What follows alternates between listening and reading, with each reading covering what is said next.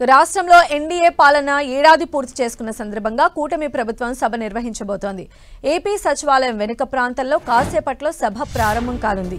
సుపరిపాలన తొలి అడుగు పేరుతో దీన్ని నిర్వహిస్తూ ఉన్నారు.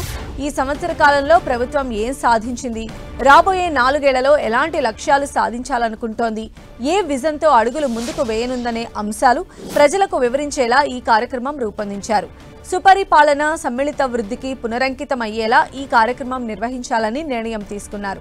ఈ నెల 12న కూటమి మొదటి వార్షికోత్సవ సభ జరగాల్సి ఉంది. కానీ ఆ రోజు అహ్మదాబాద్ విమాన ప్రమాదంతో అది కాస్త వాయిదా పడింది. ఈ క్రమంలో ఇవాళ దీన్ని నిర్వహిస్తున్నారు. ఈ సభలో ప్రభుత్వం అమలు చేస్తున్న సంక్షేమ కార్యక్రమాలు, భవిష్యత్ కార్యాచరణ CM Chandrababu, deputy CM Pawan వివరించనున్నారు. ప్రభుత్వ ప్రాధాన్యాలు P4 పై ప్రత్యేక పవర్ పాయింట్ ప్రెజెంటేషన్ ఉండనుంది. ఎమ్మెల్యేలు, మంత్రులు ఈ సభలో పాల్గొనున్నారు. ఏడాది పాలనలో సాధించిన విజయాలు, చేపట్టిన కార్యక్రమాలు, భవిష్యత్తు విజన్ లాంటి అంశాలపై వివిధ శాఖలు ప్రెజెంటేషన్లు ఇచ్చేందుకు ప్రభుత్వం సిద్ధమైంది. దీంతో పాటు ప్రభుత్వం తమ విజన్ను వివరించనుంది. రాష్ట్రంలో ఇప్పటికే అమలైన హామీలతో పాటు భవిష్యత్తులో తీసుకోబోయే నిర్ణయాలపై ప్రణాళికను కూడా సీఎం చంద్రబాబు ఇక్కడ విడుదల చేయబోతున్నారు.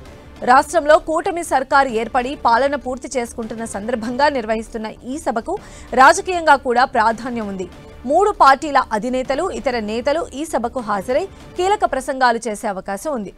2024 ఆంధ్రప్రదేశ్ అసెంబ్లీ ఎన్నికల్లో టీడీపీ, జనసేన, బీజేపీలతో కూడిన ఎన్డీఏ కూటమి ఘన విజయం సాధించి రాష్ట్రంలో అధికారంలోకి వచ్చింది. 175 స్థానాలకు 164 స్థానాలను కూటమి కైవసం చేసుకుంది.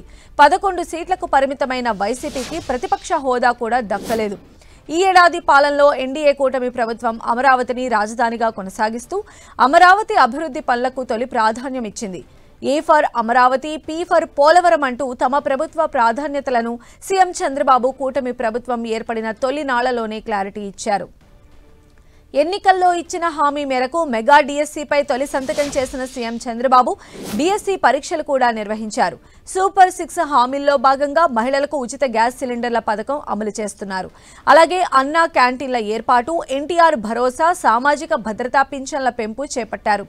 ల్యాండ్ టైటిలింగ్ యాక్ట్ రద్దు చేశారు. ఆగస్టు 15 నుంచి మహిళలకు ఉచిత బస్సు ప్రయాణం హామీని కూడా కూటమి ప్రభుత్వం అమలు చేయనుంది.